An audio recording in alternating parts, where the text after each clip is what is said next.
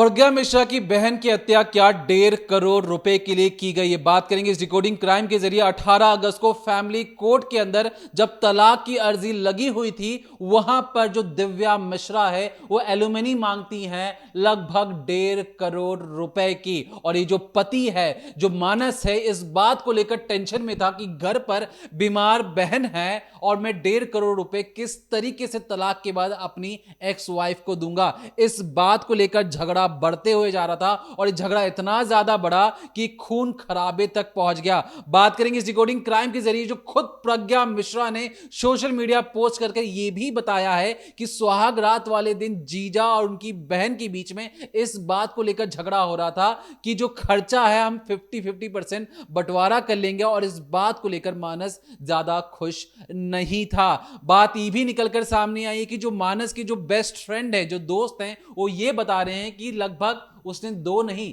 3 बंदूकें खरीदी थी, 3 पिस्टल खरीदा था। और ये जो पिस्टल खरीदने की पीछे की जो कहानी है, जो गुस्सा क्यों मानस के दिमाग में इतना ज्यादा बढ़ गया था, उस बात को लेकर बहुत सारी सच्चाई सामने आई है। और दोस्तों ने यह भी बता दिया कि आखिर मानस को अपने घर पर सीसीटीवी कैमरा क्यों लगाना पड़ा। बहन के रूम में भी सीसीटीवी कैमरा लगा हुआ था। तो मानस पर इस बात पर कई लोग गुस्सा कर रहे थे कि किस तरीके का इंसान है, उस पर भी बहुत सारे नए नए अपडेट्स आ रहे हैं। लेकिन उस सबसे पहले बात करेंगे कि किस तरीके से जो प्रज्ञा मिश्रा ने बहुत सारे सवाल खड़े किए हैं पोस्टमार्टम रिपोर्ट और उसकी कार्रवाई पर। क्या है अंदर की कहानी, जानेंगे इस डिकोडिंग क्राइम के जरिए। तो लखनऊ के पॉश इलाके में डबल मर्डर हो जाता है और उसके बाद लगातार खबरें एक एक करके आती रहती हैं कि प्रज्ञा मिश्रा की बहन के साथ आखिर हुआ तो हुआ क्या। लेकिन ऐसे में आज भी प्रज्ञा मिश्रा ने एक पोस्ट किया है। इस वक्त अपनी स्क्रीन पर चल रहे इस पोस्ट को देखिए। ये पोस्ट प्रज्ञा मिश्रा के द्वारा किया गया है और उन्होंने बताया है कि किस तरह से जो उनके जीजा मानस वाजपेयी थे वो उनकी बहन दिव्या मिश्रा को लगातार टॉर्चर कर रहे थे। उन्होंने ऐसे ऐसे आरोप लगाए हैं। उन्होंने ये तक कह दिया है इस पोस्ट में कि जो मानस वाजपेयी हैं उन्होंने अपनी मां तक को टॉर्चर किया था। कल भी प्रज्ञा मिश्रा ने एक पोस्ट किया था जिसमें उन्होंने साफ लिखा था और कहा था कि उनके जीजा साइको हैं। लेकिन आज के इस पोस्ट को अगर आप पढ़ेंगे और समझने की कोशिश करेंगे तो जो प्रज्ञा मिश्रा है वो लिखती हैं कि आज दिव्या का पोस्टमार्टम नहीं हो पाया। सुबह 9 से 10 बजे का वक्त दिया गया था। मम्मी को अब भी बताने की हिम्मत नहीं जुटा पाई हूं। दिव्या की हालत क्रिटिकल है, ये झूठ बताकर बगल में सुला दिया है। पहली बार लग रहा है कि सच कितना मुश्किल होता है। वो पोस्टमार्टम हाउस के फ्रीजर में है। ये सच मैं कह नहीं पा रही हूँ। आप सोचिए कितनी बड़ी दुख की बात है कि एक माँ को झूठ बताना पड़ रहा है। प्रज्ञा मिश्रा को लगातार अपनी माँ से कहना पड़ रहा है। कल भी जो उन्होंने पोस्ट किया था उसमें उन्होंने साफ लिखा था कि मैंने अब तक मम्मी को कुछ नहीं बताया, सिर्फ इतना बताया कि वो क्रिटिकल है। और अभी भी उन्होंने अपनी माँ को उम्मीद दे रखी है कि उनकी बेटी जिंदा है, जबकि वो इस पोस्ट में लिख रही हैं कि मेरी बहन पोस्टमार्टम हाउस के फ्रीजर में है। आगे वो लिखती हैं, बैंक के सामने हत्या के समय का एक सीसीटीवी मिला है। ये जो आप स्क्रीन पर सीसीटीवी देख रहे हैं, इसमें वो लिखती हैं कि बैंक कर्मचारियों की भीड़ दिख रही है और हत्यारा हत्या कर रहा है। बैंक के में काम करने वाले हत्यारे के पास 3-3 रिवॉल्वर कहाँ से आ गई। जैसा कि कल तक बात हो रही थी कि 2 रिवॉल्वर थी उनके पास, मानस वाजपेयी के पास, लेकिन आज प्रज्ञा मिश्रा बता रही हैं कि हत्यारे के पास 3 रिवॉल्वर आई तो आई कैसे। किसने उसे इतना जघन्य अपराध करने के लिए प्रेरित किया। हत्यारा कार नहीं चला पाता था तो कार से आने जाने वाली थ्योरी कहाँ से आई। यानी कि उनका कहना है कई सोशल मीडिया पोस्ट के द्वारा, कई न्यूज़ आर्टिकल्स के द्वारा ये कहा जा रहा है कि वो कार से आए थे। तो ऐसे में वो कार की थ्योरी कैसे आई जब वो क्या कार चलाना ही नहीं जानते। यहाँ तो बात ऑटो की है। आगे वो कहती हैं कि हत्यारा यानी कि उनके जो जीजा हैं वो ऑटो से हत्या करने आया था, ऑटो से ही भागा, तो कोई दूसरा इन्वॉल्व जरूर है। उनका कहना है कि इतनी आसानी से इतने पॉश इलाके में कोई बैंक के सामने जाकर अगर गोली चला देता है, उसके पास 3-3 पिस्टल है, तो ऐसे में वो ये जो शख्स है जो अकेला मानस वाजपेयी ऐसा नहीं कर सकता। उनके साथ कुछ और लोग भी इस पूरे मामले में इन्वॉल्व हैं। इस पोस्ट में प्रज्ञा आगे लिखती है कि वो ऑटो वाला कौन था, क्या उनका कोई जानकार था। कोई तो होगा जिसे सबके मर जाने का फायदा हो रहा होगा। पुलिस को खोजना चाहिए। यहाँ पर अगर आप गौर करेंगे तो प्रज्ञा ने बोला है कि कोई और इस केस में पूरा इन्वॉल्व है जिससे फ़ायदा मिल रहा है उस चीज़ का कि दिव्या मर जाए, उनकी खुद की बहन और मानस भी ना रहे, और इसके बाद पूरी फैमिली जब ख़त्म हो जाए तो उसका फ़ायदा वो उठा पाए। तो यहाँ पर वो शायद किसी पर निशाना साध रही हैं। आगे वो लिखती हैं, हत्यारे ने मेरा नाम स्टेटस में लिखा है कि मुझे सब पता है। आपको याद होगा कि ये जो स्टेटस आया था जिसमें जब मर्डर कर दिया गया था, उसके बाद लिखा गया था कि मैंने अपनी पत्नी को मार दिया और अब मैं अपनी बहन और खुद को भी मारूंगा। और साथ ही वो लिखते हैं कि उनकी पत्नी ने उन्हें धोखा दिया है और इस बारे में जो बहन यानी प्रज्ञा है वो सब कुछ जानती है। तो जो प्रज्ञा है वो इसी पोस्ट का हवाला दे रही है और कह रही है कि हत्यारे ने मेरा नाम स्टेटस में लिखा है। हाँ, मुझे पता है, सब पता है। मुझे पता था कि हत्यारा मेरी बहन के साथ क्रूरता करता था। यानी कि जो प्रज्ञा मिश्रा है वो साफ बोल रही हैं कि मानस वाजपेयी उनकी बहन दिव्या मिश्रा के साथ टॉर्चर करते थे। आगे वो लिखती हैं कि इसलिए मेरी बहन उससे अलग होना चाहती थी। ब्लिंकिट से मंगाए गए टमाटर में अगर कोई टमाटर खराब निकल जाता था तो वो उसे यह कहकर पीटता था कि तूने कैसे ब्लिंकिट किया। मतलब आप सोचिए, प्रज्ञा मिश्रा के द्वारा ये चीजें बताई जा रही है कि घर में छोटी छोटी चीजों को लेकर भी दिव्या के साथ मारपीट की जाती थी। आगे वो लिखती हैं कि बकौल मेरी बहन, हत्यारे और उसकी बहन ने मिलकर अपनी माता जी को भी इतना पीटा कि अपनी बीमारी में उनकी मां का निधन हो गया। मतलब कि यहाँ पर प्रज्ञा मिश्रा इस पोस्ट में एक बहुत बड़ा दावा कर रही हैं। एक तरीके से वो बता रही हैं कि जो शीबा यानी कि मानस की जो बहन जिसकी भी डेथ हो गई और जो मानस, जो दोनों अब इस दुनिया में नहीं रहे, वो पहले भी एक हत्या कर चुके हैं। उन्होंने अपनी ही माँ को मारा जब उनको कैंसर हुआ, जब उनका निधन हुआ तो उस वक्त तो अपनी माँ को मारपीट कर रहे थे और इसी वजह से उनकी भी जान गई। तो ये बहुत बड़ा दावा किया गया प्रज्ञा मिश्रा का इस पोस्ट में और साफ तौर पर बता रही है कि सिर्फ मेरी बहन को टॉर्चर नहीं करता था बल्कि उसने तो अपनी माँ को, खुद की माँ को पीटा, मारा, जिसकी वजह से उनका निधन हो गया। आगे वो लिखती हैं कि मेरी बहन यानी कि दिव्या सिर्फ हत्यारे से अलग होना नहीं चाहती थी। मेरी बहन ने मुझे बताया था कि फैमिली कोर्ट में काउंसलर के साथ भी हत्यारे की झड़प हुई। यानी कि वो बता रही है कि जो मानस है वो लगातार फ्रस्ट्रेटेड बिहेवियर के थे, लड़ाई करते रहते थे और इसीलिए इन्होंने फैमिली कोर्ट में काउंसलर से भी लड़ाई कर ली। वो आगे लिखती हैं कि मेरी बहन ने बताया था कि शादी की सुहागरात पर, जिसका जिक्र शुरुआत में दीपक ने किया था, तो बोल रही हैं कि सुहागरात पर हत्यारे मानस ने घर के खर्चों की एक लिस्ट बनाई थी और उसे कहा था कि देखो, इस खर्चे का आधा जो ये हिस्सा है उसका खर्च आधा तुम उठाओगी और आधा मैं उठाऊंगी। तो आगे लिखती हैं कि जब मेरी बहन ने ये सारी चीज़ें कही तो इसके बाद मेरी बहन ने वो सब स्वीकार कर लिया। लेकिन पिछले 1 साल से दिव्या जो है वो उसने एक हिस्सा उठाना बंद कर दिया, वो खर्चा उठाना बंद कर दिया। तो शायद वो हत्यारा उसी बात को धोखा या यूं कहें चीटिंग लिख रहा है। आगे वो लिखती हैं कि मेरी बहन ने मुझे बताया था कि उसका पति साइको है। इसका जिक्र उन्होंने कल के पोस्ट में भी किया था कि उनके जीजा साइको हैं। आगे बोलती हैं कि इतना बड़ा पागल या साइको होगा इसका हमें अंदाजा नहीं था। इतना सब होने के बाद मेरी बहन जो है वो तीज का व्रत रखने वाली थी। मतलब आप ये सोचिए, यहाँ पर बताइए कि उनकी बहन अलग रह रही थी अपने हस्बैंड से, लेकिन वो तीज का व्रत रखने वाली थी।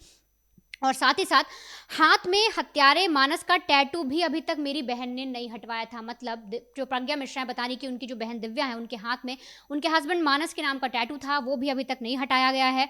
वो भी अभी तक उनको सजो कर रख रही थी और अंदर अंदर ये चाह रही थी कि सब कुछ ठीक हो जाए, सब कुछ सुधर जाए और इसके बाद वो वापस अपने पति के पास लौट जाएंगी। ये पूरा जो पोस्ट है, अगर आप इसे समझेंगे तो एक तरफ से प्रज्ञा मिश्रा की तरफ से पूरा दावा किया गया है कि मानस वाजपेयी एक तरह से साइको था, फ्रस्ट्रेटेड था, उनके दिमाग में पता नहीं क्या चीज़ें चल रही थी और वो इतना ज़्यादा गुस्से में थे कि उन्होंने अपनी पत्नी का कत्ल कर दिया। यहाँ तक कि सुहागरात की जो बात मेंशन की गई उसमें भी लिखा गया है कि उन्होंने पहले ही दिन, जब मेरी बहन घर पहुंची थी, तभी उन्होंने 50-50 डिवाइड कर दिया था कि तुमको भी खर्चा उठाना है और मुझे भी खर्चा उठाना है। जहाँ तक कि मेरी बहन ने उसे एडमिट किया और जब वो अलग हुई तो उस बात को वो चीटिंग कह रहे हैं। लेकिन ये सारे पोस्ट, जो ये सारी चीज़ें की गई हैं, वो कहीं ना कहीं कुछ चीज़ों को छुपाती हुई भी नज़र आ रही है। ये पोस्ट जितना भी आप देख रहे हैं, जो भी आप समझ रहे हैं, इसमें क्या सच में कुछ चीज़ें मिसिंग हैं? क्या सच में मानस वाजपेयी की तरफ का हिस्सा इस पूरे पोस्ट में मिसिंग है? क्योंकि ये पूरा पोस्ट प्रज्ञा मिश्रा के द्वारा किया गया, दिव्या मिश्रा की बहन के द्वारा किया गया। तो आखिर मानस वाजपेयी की सच्चाई क्या है? क्यों एक आदमी ने ऐसा कदम उठाया कि उसने अपनी पत्नी का तो कत्ल किया, लेकिन उसके साथ उसने अपना पूरा परिवार खत्म किया? आखिर उसके पीछे की वजह क्या है, वो भी समझिए। देखिए, एक बैलेंस जर्नलिज्म वही होता है जो दोनों पक्षों की आपको कहानी बताए या बताए कि किस तरीके से पहले पक्ष की जो कहानी थी वो आप तक पहुंचाई जाए, दूसरे पक्ष की भी बातें आप तक पहुंचाई जाए। तो जब हम इनकी कुंडली खंगाल लेते तो हमें पता लगा लगभग 9 साल पहले इनकी लव मैरिज हुआ था।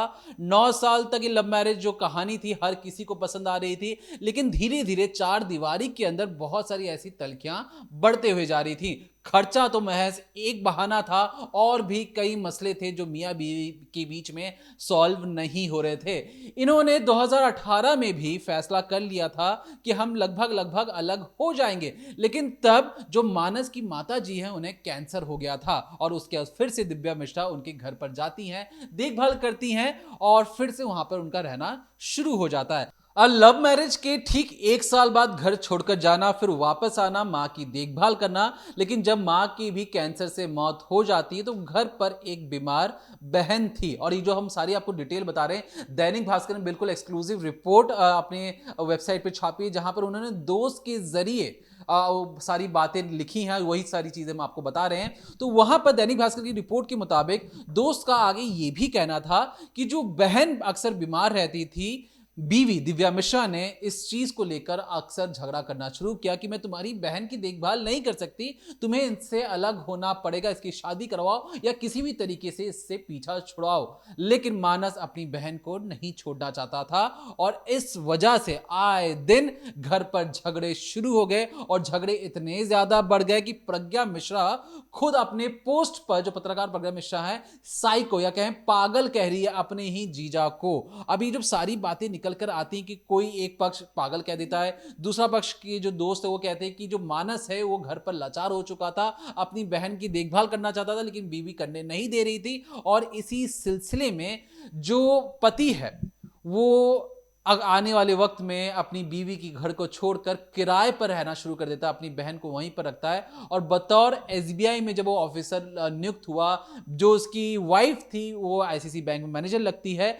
इसके बाद अक्सर ये ऑडिट के सिलसिले में बाहर जाया करता था और इसी सिलसिले में जब तलाक की अर्जी उसने लगाई 1 साल पहले, जब उसने घर छोड़ा, तो उसके बाद वो हाल फिलहाल में ऑडिट के लिए शहर से बाहर गया हुआ था एसबीआई के बैंक के काम के सिलसिले में। जैसे ही वो वापस आता है उसे पता लगता है कि 18 अगस्त को कोर्ट में सुनवाई होनी है और सुनवाई में जो तलाक की अर्जी उसने लगाई थी वहां पर एक तरीके से सुनवाई में फैसला होना है।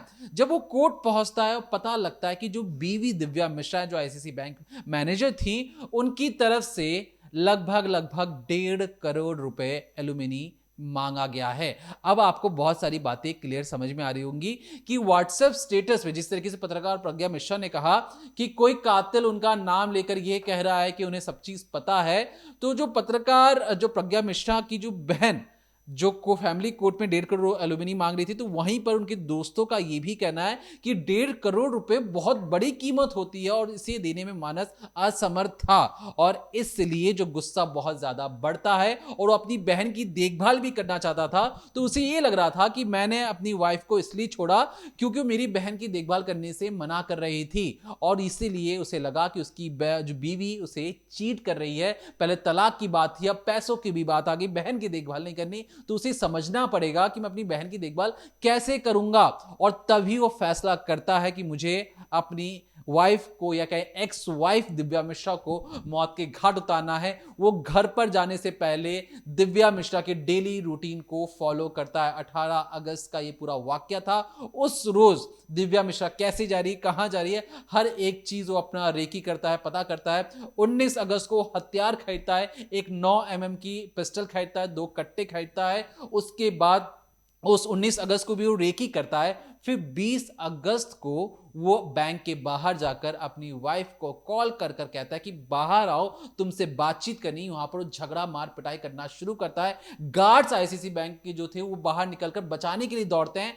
तब तक जब मानस देखता है कि लोग उसे बचाने के लिए आ रहे हैं, लोग उससे झगड़ा करके अलग कर देंगे, तो उसे लगा कि मैं अब अपनी वाइफ को पॉइंट ब्लैंक रेंज से मौत के घाट उतार दूंगा। वो गोली मारता है, पिस्टल के पीछे वाले हिस्से से सर पर मारता है और वहां से बड़ी तेजी में भाग जाता है। भागने के बाद घर पहुंचकर तेज आवाज में हनुमान चालीसा बजाता है और वहीं पर अपने बहन को भी मौत के घाट उतार देता है। और तमाम जो व्हाट्सएप स्टेटस आप कल से देख रहे हैं, समझ रहे हैं, सुन रहे हैं, उसके पर्दे की पीछे की कहानी अब आपको समझ में आ चुकी होगी कि आखिर क्यों मानस ने स्टेटस पे 2 या 3 चीजें लिखी थी कि मैं अपने वाइफ को, अपनी बहन को मार रहा हूं। और प्रज्ञा मिश्रा, जो पत्रकार प्रज्ञा मिश्रा है, उन्हें हर एक चीज के बारे में जानकारी है। तो कुछ इसी तरफ वो इशारा करना चाह रहा था और यही बात हमें लगा कि आप तक पहुंचानी जरूरी है। 1.5 करोड़ रुपए माँ बाप और बहन की देखभाल को लेकर खुद जो प्रज्ञा मिश्रा, उनका भी कहना था कि जो जीजा हैं वो साइको हैं। तो दोनों पक्षों की बातों को हमने आप तक पहुंचाया और ये फैसला आपको करना है कि इस पूरे मामले में सही कौन है, लेकिन कत्ल कर देना, किसी इंसान की जान लेना, उसे किसी भी तरीके से जायज नहीं ठहराया जा सकता। लेकिन यहां पर हमें लगा कि दोनों पक्षों की बातों को बैलेंस तरीके से आप तक पहुंचाना जरूरी है, और इसीलिए हमें लगा कि इस डिकोडिंग क्राइम के जरिए दोनों की बातों को आप तक पहुंचाया जाए। तब तक देखते रहिए decoding crime, Monday to Friday शाम 7:30 बजे, ओनली ऑन प्राइम तक।